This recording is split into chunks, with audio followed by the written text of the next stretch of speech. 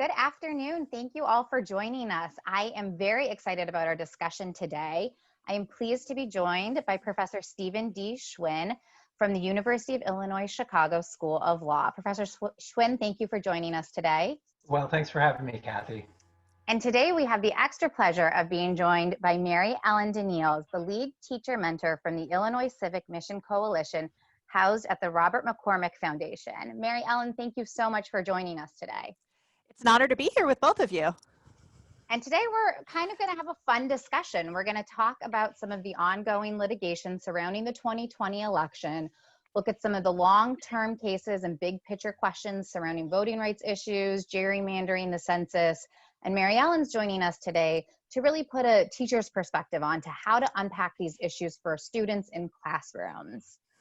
So Steve, I'm going to start with you. There is a lot of litigation going on in the lead up to the 2020 election. It seems like every time we open the newspaper, there's a new case coming out of some state, whether it be an issue with absentee voting, an issue with dropping off ballots at the box. Can you talk a little bit about what the current landscape of those cases look like and what some of the overall trends are?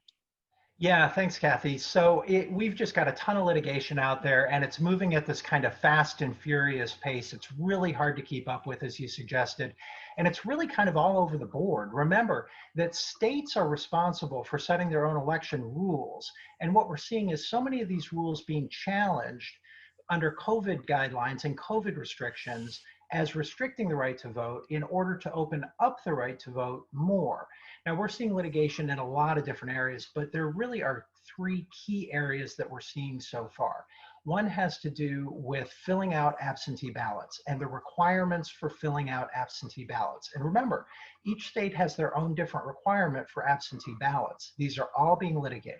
Second, we're seeing litigation around drop boxes for absentee ballots. Does a jurisdiction have to have only one drop box per precinct, or can it have many drop boxes per precinct? And where are they located? And who can drop off the absentee ballots in these drop boxes? We're seeing litigation around those matters. And then third, we're seeing litigation around voting days. Whether jurisdictions will accept absentee ballots after the election and count them when they come in after the election, or whether they have to come in at the election day. And remember, again, states are all over the board on this with their own rules and regulations. Some states allow ballots to come in after the election, others don't. What we're seeing is some lower courts ordering states to extend their days when they accept absentee ballots, and then those court orders being challenged in the appellate courts. So we're really all over the board at this point, and that's kind of understandable given that states are all over the board with regard to their election regulations, and everything is subject to challenge these days. But we're really seeing litigation principally in these three areas. Steve, how are courts generally approaching these cases? Is there a consistent sort of standard that they apply to these sorts of challenges, or is that also all over the board? Well, I'm not sure it's all over the board, but I'm not sure that a clear pattern is emerging yet either. The courts are deferential to local governments to some degree, but they also, I think of it as kind of putting a thumb on the scale in favor of access and the right to vote, at least at the lower court level. As these cases percolate up through the higher courts, what the higher courts are concerned about is something that we call the Purcell principle. What the higher courts are saying is that we don't want lower courts to change election laws close to an election day, because that will lead to voter confusion and actually kind of throw a wrench into the whole election process. And so what the appellate courts are doing is trying to preserve the status quo.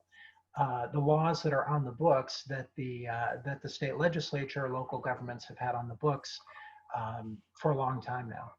Yeah, I think your thumb on the scale analogy is really accurate here. It just seems like, especially at the appellate level, the courts are sort of not wanting to insert themselves into these elections and not wanting to be seen as telling local election officials what they should and should not be doing. Yeah, I think that's exactly right. And so, for example, we saw a Seventh Circuit ruling just last week that said, look, COVID's been with us for a while now. The state legislature in Wisconsin has had an opportunity to change its voting laws if it's wanted to, but it didn't. And so when the court steps in and alters the voting laws in response to the COVID-19 pandemic, The appellate court says, no, you can't do that under the Purcell principle. We're just too close to the election, and that's going to lead to widespread voter confusion. Kathy, can I pose a question? Yeah. So because we are all kind of all over the board on these things, for me, it's a really difficult teaching issue. Like I struggle with how to present this in the classroom to my own students. And I'm curious to hear, particularly from Mary Ellen, what do we do? How do we present these issues in the class? So, some of the things that I'm thinking about as I'm thinking about these ever-changing landscape of election issues, I think one, this is a really great opportunity to engage students, even middle high school students, in a discussion about federalism, which is really one of the forgotten constitutional concepts that maybe is a little bit less glamorous than some of the others, but is so relevant in these times. So really using this as an opportunity to talk about federalism and why is it that we delegate these elections to state and even the state of Illinois county level institutions? And what are the pros and cons of doing that? So engaging students in that sort of inquiry into federalism. And I think also this is a really great opportunity to have some current and controversial issue discussions with students as well about these topics. But in these really hyper polarized times, there are a lot of teachers that are really entering into these conversations with a lot of trepidation, because even asking a question can be perceived as being political, right? And a lot of these conversations are being held remotely where maybe parents are sort of passing through and hearing parts of conversations. And so I think engaging student voice and asking questions about these topics is really important. So using something like the question formulation technique or something like the 5 whys, which I think we could share in sort of a post-webinar blog here with teachers, I think is really important to maybe in that 6 through 12 space, have students take the lead in asking some of these questions, right? Where they come up with some of the questions that are interesting to them and sort of being responsive to that. And I think thirdly, because of this ever-changing election law landscape, and elections are working different this year than they have in the past, kids can actually take some informed action to inform their communities about things like, how do you access absentee ballots? What are the laws now for early voting? What are the safe steps you can do to vote safely on election day? And that's something students can do to feel some agency and some ownership of elections in their own communities. Our kids are very proficient at social media. So getting those kids sharing on their social media platforms and really empowering their community to participate and why it's important to participate. Yes, there are these important questions that the courts are discussing and deliberating, and I think it's important we talk about those in our classrooms, but also gives the kids some agency to say, well, this is what is right now. What can we do to be part of the solution? So in sharing that information with their communities, they're going to delve more deeply into these issues and have better questions to have those conversations about it. So I think those are 3 ways, if I was, as a teacher in the classroom, I'm thinking about it in the terms of federalism, thinking about it in terms of how do I have these conversations with kids and how can I engage their voice in asking those questions in hyper-polarized times. And then thirdly, giving them some space to take some informed action to really help their communities participate effectively. So that's sort of 3 things I'm thinking about right now with these ever-changing cases. I love those ideas, and I love the way that you frame the issues and combining the sort of, I guess what I would call the theory and the underlying issues with the practice of going out and getting involved and engaged in the community just strikes me as such a wonderful educational technique. One of the things that I struggle with my own students is, everybody has an opinion on what the rules ought to be, or whether a particular voting rule favors pro vote or not pro vote, or restricts votes in an impermissible way.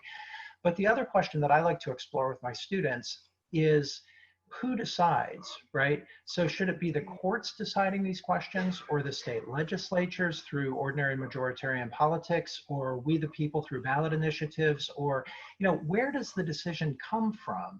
Which I think is both a federalism and a separation of powers question. And I'm wondering, Mary Ellen and Kathy, in your experience, how do you deal with those questions with students? Well, I'm thinking a lot about a lot of our work, especially in Illinois and in the C3 framework, is really scaffolding your instruction around essential questions.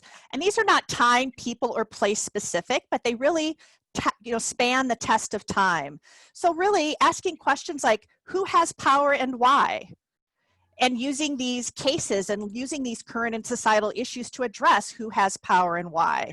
How can we make our republic more democratic? Looking at some of these cases and how it could address that essential question. And I think something else, Steve, especially that my students at middle and high school struggle with, is the difference between looking at these questions as far as, is this constitutional or not, versus is this right or wrong? Right. That's a nuance that my students really struggle with, right? So right and wrong is a different argument than constitutional or not. So I think that's sort of something that we really have to make clear to students as we look and investigate into these cases as well. I think these are questions that are ripe as essential questions to sit within the C3 framework and really ask students to put on their investigation hats, just as you were saying, Mary Ellen, and do this work themselves. So you ask students, what is a fair election? What does a fair election look like? And ask them to investigate that and figure and answer that question for themselves. And then hopefully loop back to Mary Ellen's piece about taking informed action. How do you ensure a fair election in your community? What are you doing to ensure that? And particularly in this COVID lifestyle, Mary Ellen, I love your idea of using sort of this voter information and registering folks as the taking informed action piece, because some of that really can be done virtually and can be done through social media or through Zoom meetups.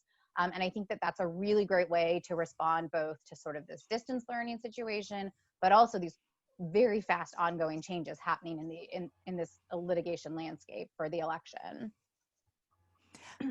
Yeah, and I mean, I think another thing too is that the kids can also, when we look at having kids collect evidence and analyze data, yes, there's information in these cases and in current events, but even having kids query their parents or other people, like what do they know and what do they not know about how elections are working right now? Like, where is that information gap?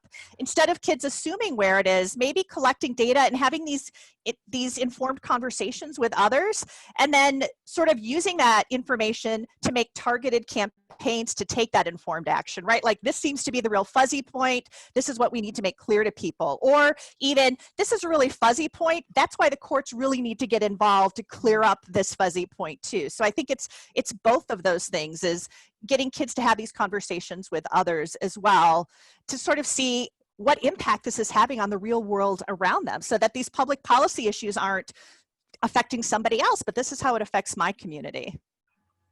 Yeah.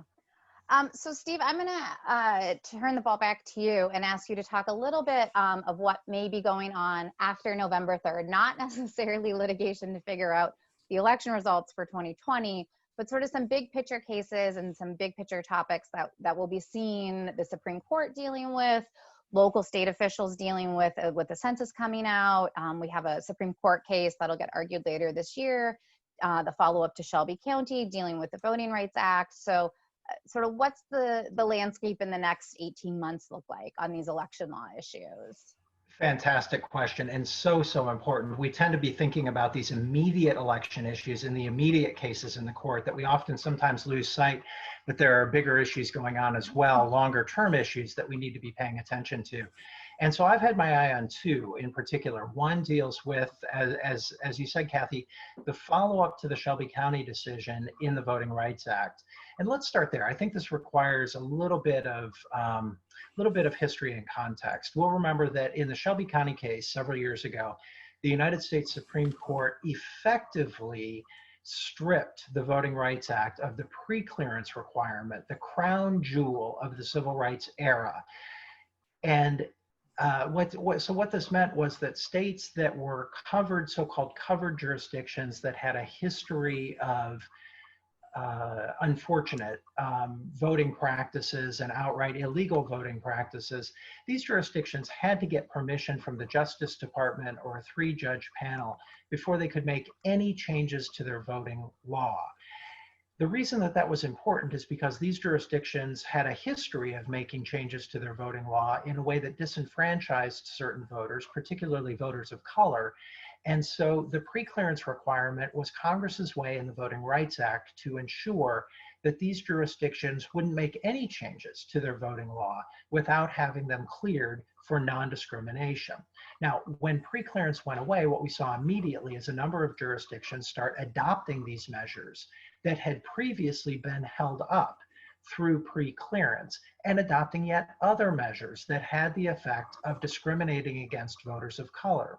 And so we saw emerge a number of cases under a different provision of the Voting Rights Act, Section 2, which bans discrimination, racial discrimination, in voting. One of those cases went up to the Ninth Circuit. It came out of Arizona, dealing with some of Arizona's voting practices. And what the Ninth Circuit said is, when a voting practice has a disparate impact on voters of color, it violates Section 2 of the Voting Rights Act. And as compared to some other circuits, the state in this case said that the Ninth Circuit test for that disparate impact was an unusually low-level test. Other circuits had adopted a higher-level test. And so now this case is going before the Supreme Court, and the Supreme Court will tell us, what tests do we use when we're measuring disparate impact on voters of color, racial minority voters, under Section 2 of the Voting Rights Act? The case is really important, especially in the wake of Shelby County, because now that preclearance has effectively gone away, this case will tell us whether Section 2 is easier or harder as a cause of action to challenge states' voting practices. So it really is a follow-up on the Shelby County case, and I think a really important one that we need to keep our eye on going forward. The other big picture issue that I've been watching is the Census case that's also emerging out in the Ninth Circuit. Here, what happened was the Census Bureau said, way back when COVID started, the Census Bureau said, look, we've got to push back our deadlines because there's just no way we can effectively count everybody in the United States by the ordinary deadline. So they went ahead and they pushed it back. Then over the summer, the Secretary of Commerce, who's in charge of the Census Bureau, unilaterally, just kind of out of the blue, said, no, we're not going to push it back. We're going to pull it back. We're going to pull it back to the ordinary deadline that we originally had, right? There's widespread concern that by doing that, the census would give an inaccurate count of voters in the United States because there simply isn't enough time to count everybody. Now, that's really important because the vote count in the decennial census determines congressional apportionment by state, how many members of Congress each state gets, and then state legislatures use those numbers to apportion congressional districts and state legislative districts within the state. The census numbers are also used for a number of different federal funding formulas to different areas around the country. And so the numbers are really important in determining the amount of money any jurisdiction gets. So this case is kind of working its way through the lower courts, and as we're taping this, there's a petition at the Supreme Court, although we'll see what happens this afternoon, right? But that's another really important kind of long-term thing. The census case has kind of flown under the radar when we talk about voting rights. It's gotten washed out by these other cases, but I would argue it's every bit as important, if not more, because it's going to set the numbers for the next 10 years. Yeah, I think Mary Ellen is the champion of why the census is important and how to get students to engage in the census. And I agree with you, Steve. This one's really flown under the radar, particularly being viewed as an election case and as a voting rights case. So Mary Ellen, turning to you, why is the census so important? How do we convince students the census is important? But also more generally, you know, these are, as Steve was mentioning, these are, you know, sort of big picture cases. The Voting Rights Act has all these technicalities to it, and Shelby County alone was based on statistics. And how can teachers sort of unpack these different cases and these really nuanced issues for students and make it something that students can really see how they can have ownership over these questions and these investigations? Yeah, well, I'm going to start with the census case because, as you know, Kathy, we've been doing a lot of work around the census at illinoiscivics.org and really have had success creating an inquiry for students in which they investigate what is the census? How do numbers plus lines equal power, right, in our communities, right? What are the arguments as far as, what are some of the impediments to an accurate enumeration that are out there, that are, and that's kind of where some of these court cases come in. And then also, this is another opportunity to engage students once they explore all of those supporting questions to take informed action, like how can I have an accurate count in my community? And that's super important right now. I was just having a call with my colleague Sean Healy at the McCormick Foundation, and a lot of community organizations, when the original September 30th deadline came out, like you need to be done now with the count, spent out their budgets. And so now these organizations with the extended deadline to December 30th don't have the resources or the money to do that. So there are some new funding streams, like from the McCormick Foundation, that are targeting certain neighborhoods, like in Chicago, like Inglewood, Little Village and such, some of the low recording tracks. But also students, again, we can engage students in communicating to community stakeholders. This is why the census is important. This is how it impacts things like school funding. This is how it impacts things like roads. This is how it impacts education funding that can impact me as a student. This is how it impacts things like pandemic planning and resources for different communities, right? So I think, again, this is a really great opportunity to engage students in this. And there's a little bit of math involved. There's some simulations you can do. We have a simulation in which kids get to practice redistricting and gerrymandering to see how the lines can be manipulated to represent different groups. So that's available on illinoiscivics.org if there are people interested in that. So again, I think that's a way that you can really get kids involved in the census. And with that, simulation of a democratic process. I know, Kathy, you did it. You were pretty adept at drawing those lines.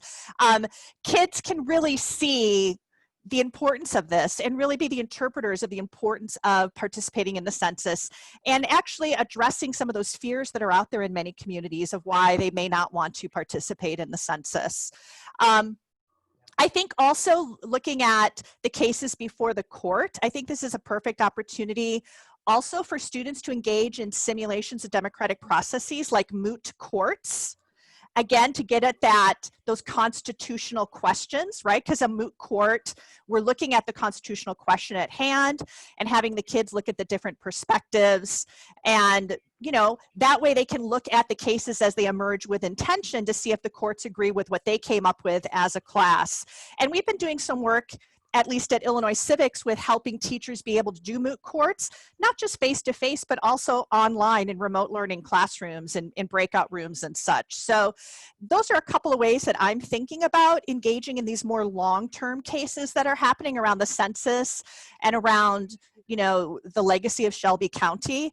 Is, again, what are these essential questions around power, representation, and justice?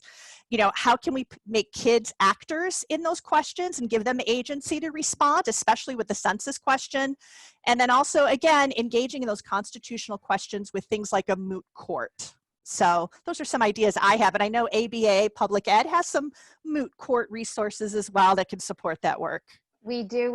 And we are also, for some of these upcoming cases, we'll be offering or previewing the classroom resources, which will unpack each of the parties' arguments in the cases and really challenge students to identify the strongest arguments and say why that argument has the most resonance with them. So as another way to sort of, as they're rounding out their moot court experience, think about, really dig into these parties' briefs and think about what makes a strong argument and why. Mm-hmm. And Mary Ellen, I'll put a plug in for that simulation activity you have in drawing the electoral districts. And perhaps part of the reason I was so good at it was Mary Ellen's simulation involves M&Ms and chocolate candies as your voters. So that's available on the Illinois Civics blog and is a fabulous resource for sure. Yeah, and if you're doing this in remote classrooms, we have some other iterations that don't involve you having to send M&Ms to all of your students. So. Well, thank you both for joining us this afternoon. I wanted to give you a chance for any parting thoughts on the 2020 election, long-term voting issues, and what teachers and students can be thinking about these issues.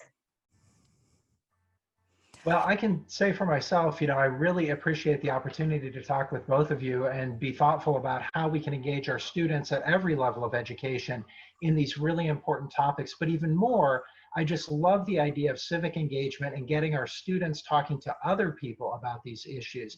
The more we talk about them, the better we understand, the more we increase understanding across our electorate.